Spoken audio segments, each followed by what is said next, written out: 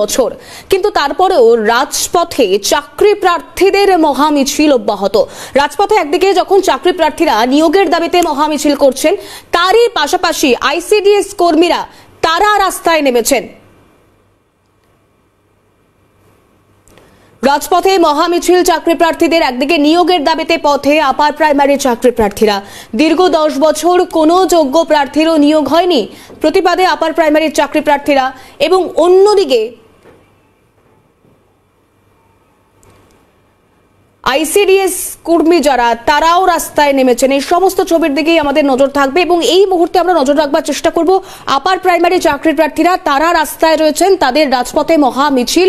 দীপাঞ্জনা আমাদের প্রতিনিধি এই মুহূর্তে আমাদের সঙ্গে রয়েছে। দীপাঞ্জনা, কি বলছেন তারা? কারণ এখনো পর্যন্ত তারা তাদের দাবিতে অনড়। নতুন বছর, নতুন ভাবে তারা কি আশা পাচ্ছেন, আশা জাগাতে পারছেন নিজেদের মনে?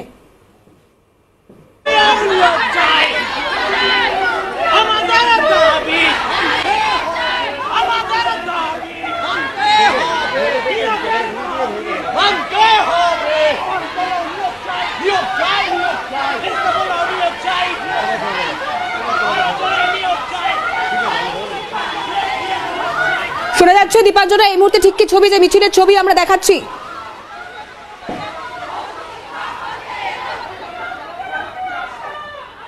একেবারে দেখো দিদি, আপার প্রাইমারি যে চাকরি প্রার্থী রয়েছে 10 বছরে ঘোষিত 14,339টি পদের শূন্য নিয়োগ, এবং সেই শূন্য নিয়োগেও কিন্তু একজন যোগ্য চাকরি প্রার্থীরও চাকরি হয়নি।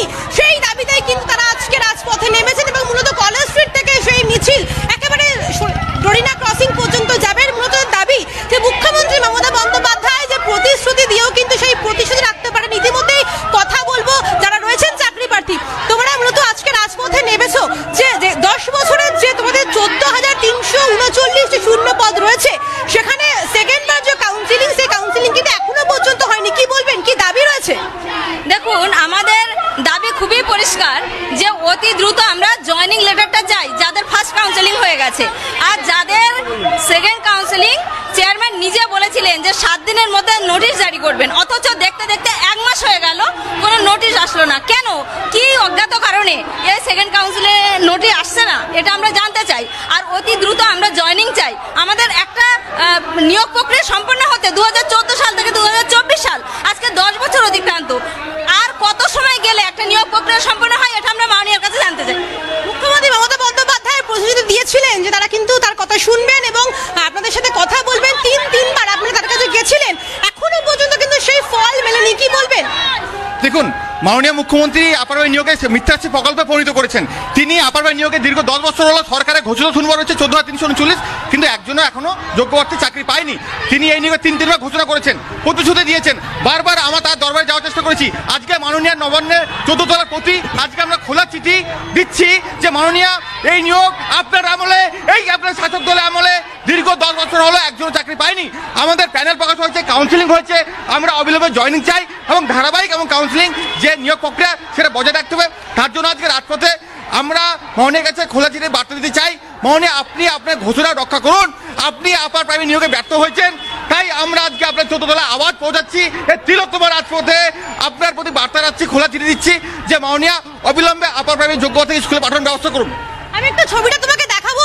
ইতিমধ্যেই কিন্তু প্রচুর চাকরি প্রার্থী তারা কিন্তু একেবারে কলেজ স্ট্রিট মুখ থেকে মিছিল শুরু করে এই রোদের মধ্যে দিনের পর দিন যারা বসেছিলেন, যে রোদ জল বৃষ্টিকে মাথায় রেখে, ইতিমধ্যে কিন্তু সেই মহা মিছিল তারা কিন্তু কলেজ স্ট্রিট থেকে শুরু করে ডরিনা ক্রসিং পর্যন্ত সেই মিছিল যাবেন। এবং মুখ্যমন্ত্রী মমতা বন্দ্যোপাধ্যায়ের কাছে যে দাবিগুলি রয়েছেন, সেই দাবিগুলি যে তাদের যে 2015 সালে তারা পরীক্ষা দিয়েছিলেন, 2014 সালে নোটিফিকেশন বেরিয়েছিল এবং 2016 সালে রেজাল্ট এসেছিল, কিন্তু প্যানেলের নাম ছিল না এবং প্রথমে প্যানেল ক্যান্সেল হয়ে যায়। তারপরেও কিন্তু প্রথম প্যানেলের পর দ্বিতীয় প্যানেল এবং তাদের সে কাউন্সিলিং হয়নি। সেই কাউন্সিলিং না হওয়ার জন্য তাদের এই দাবিগুলি রয়েছে এবং ইতিমধ্যেই মুখ্যমন্ত্রী মমতা বন্দ্যোপাধ্যায়, তুমি আমাদের সঙ্গে থাকো, কারণ একদিকে যখন আপার প্রাইমারির চাকরি প্রার্থীরা নিয়োগের দাবিতে রয়েছেন, সেই ছবি আপনাদেরকে দেখাচ্ছি, তার পাশাপাশি অন্যদিকে সল্টলেকের দিকে নজর রাখবো। সেখানেও আইসিডিএস কর্মী যারা, তাদেরও সেই একই দাবি, নানানভাবে বঞ্চনার অভিযোগ, নানান অভিযোগ রয়েছে তাদের। এই মুহূর্তে শুভদীপ মান্না আমাদের অপর প্রতিনিধি রয়েছেন সল্টলেক থেকে সরাসরি। শুভদীপ, কি দাবি তাদের, তারা আজকে রাজপথে বসেছেন?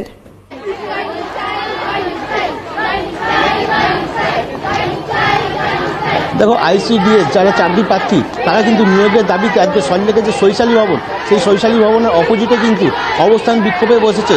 আমি এই মুহূর্তে দেখাবো তারা কিন্তু শান্তিপূর্ণভাবেই কিন্তু এই বিক্ষোভ চালাবে বলেই বলেছে এবং তাদের নিয়োগের দাবিতেই কিন্তু আজকে তারা রাস্তায় বসেছেন।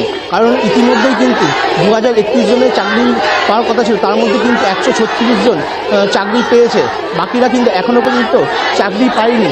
সেই কারণেই কিন্তু তারা কিন্তু পথে বসেছে। আমরা তাদের সঙ্গে কথা বলে নেব।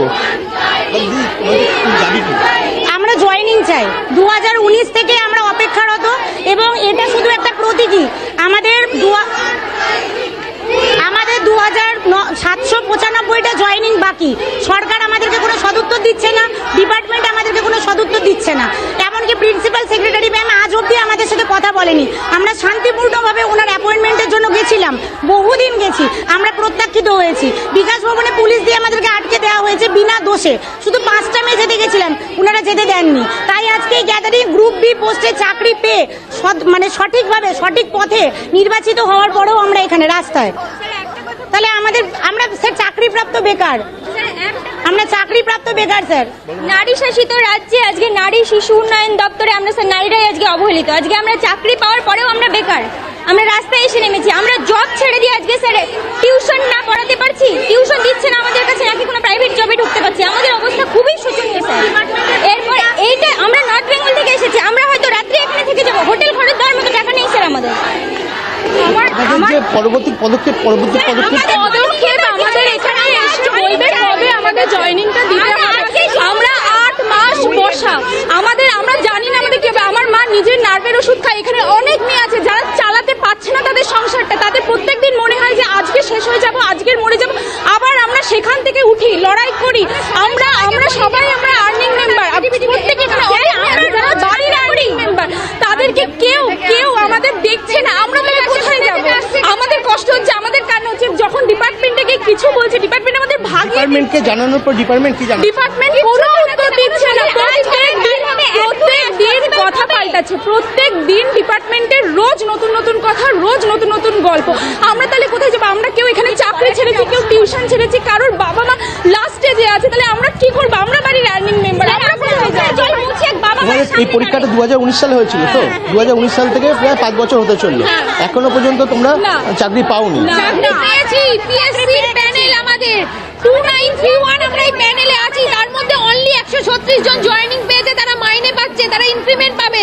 আমরা বাকিরা রাস্তায় বেকারের মতো বসে আছি। এখানে ডিপার্টমেন্ট আমাদের কোনো সদুত্তর দিচ্ছে না। আমরা জয়েনিং লেটারটা চাই, জয়েনিং চাই, আমরা চাকরি করে কাজটা করতে চাই। আমরা পিএসসি প্যানেলে চাকরি পেয়েছি, সেই চাকরি পেয়ে আমরা কনস্টিটিউশনাল বডি, যেটা একটা, সেখানে আমরা চাকরি পাচ্ছি না। এখানকার পরীক্ষাটা আমাদের স্টেটে মানা হয়, আমাদের স্টেটের এক্সামে সবথেকে হাইয়েস্ট এক্সাম হয় West Bengal public service commission, যেটা সবথেকে হাইয়েস্ট, স্টেটের থেকে বড় কোনো কিছু হয় না সংস্থা, কনস্টিটিউশনাল বডি, যার চেয়ারম্যান ইটসেলফ রাজ্যপাল।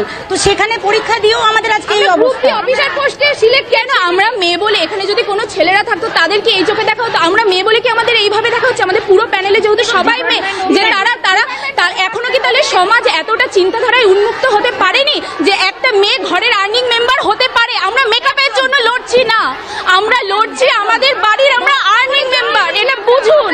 আমরা জব ছেড়ে আছি। শুভদীপ, এই যে অভিযোগ তারা করছেন শুধুমাত্র তাদের ক্ষেত্রে নয়, যে কোনো চাকরি প্রার্থী এই বাংলায় দীর্ঘদিন আমরা 1000 দিন অতিক্রান্ত হতে দেখেছি চাকরি প্রার্থীদের রাস্তায় বসে থাকতে। এরাও চাকরি প্রাপ্ত বেকার তারা বলছেন। তাই এত দিন ধরে আন্দোলন করছে, সেই কথা সরকারের কানে যাচ্ছে না। তারা কোনোভাবে সরকারের নজর কাটতে পারবেন কি মনে করছেন?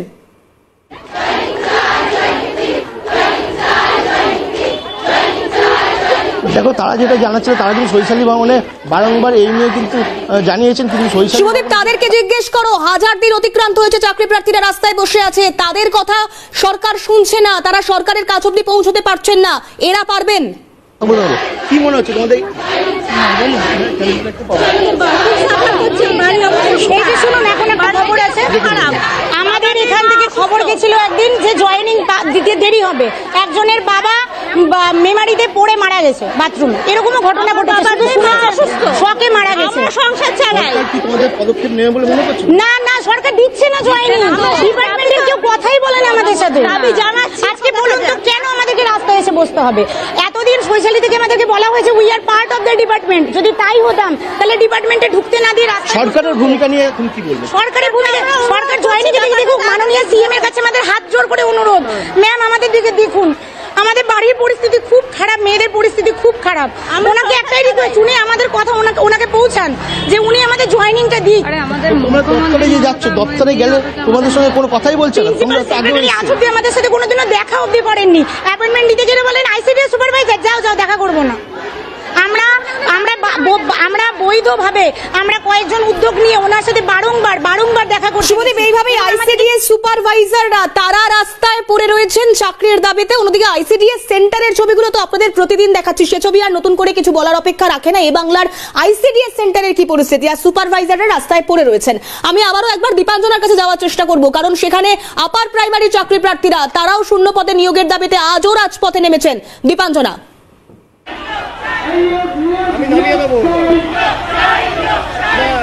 একেবারে দেখো, তোমাকে আমি প্রথমে একবার চিত্রটা দেখাবো, যে ব্যানার লেখা দেওয়া আছে, সেই ব্যানারে কিন্তু পরিষ্কার লেখা আছে যে আপার প্রাইমারি নিয়োগে যে দীর্ঘ 10 বছরের ঘোষিত 14,339 যে শূন্য পদে একজনেরও যোগ্য প্রার্থী নিয়োগ হয়নি, এবং তাদের দাবি তারা কিন্তু মূলত জয়েনিং এবং কাউন্সিলিং কিছুই হচ্ছে না। তাদের মুখ্যমন্ত্রী মমতা বন্দ্যোপাধ্যায় বারবার প্রতিশ্রুতি দিচ্ছে, কিন্তু সেই দেওয়ার পরও কোনো সুরাহা মিলছে না।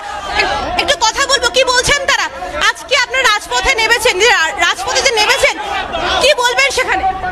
আমাদের 10 বছর হয়ে গেছে একজন যোগ্য প্রার্থী নিয়োগ হয়নি, আমরা তার দাবিতে আজকে রাস্তায় নেমেছি। কিছু ফার্স্ট কাউন্সিলিং হয়েছে, স্কুল চুজ করেছে, তাদেরকেও জয়েনিং দেয়নি। সেকেন্ড কাউন্সিলিং যারা আছে তাদেরকেও কাউন্সিলিং এর কোনো নির্দেশ দিচ্ছে না। অতএব আমাদের দাবি তাড়াতাড়ি জয়েনিং করাতে হবে এবং ধারাবাহিক কাউন্সিলিং করিয়ে তাদেরকেও জয়েনিং দিতে হবে। আজকের যে এই মিছিল কোনো রকম ভাবে যদি কিছু না হয়, তাহলে কি পরবর্তীকালে রাজপথে একটা বৃহত্তর আন্দোলন আমরা করব? আমাদের দাবি ন্যায্য, আমরা নিজের অধিকারের জন্য লড়াই করছি। যতক্ষণ না পর্যন্ত আমাদের দাবি সরকার তথা কমিশন মানবে, ততক্ষণ এই লড়াই চলবে, রাস্তার লড়াই চলবে, আইনি লড়াই চলবে, যতক্ষণ না। দীপাঞ্জনা আমাদের সঙ্গে থাকো, আমি শুভদীপের কাছে যাওয়ার চেষ্টা করবো। শুভদীপ, যে ছবি আমরা দেখছি, কি পরিস্থিতি এখন সেখানে?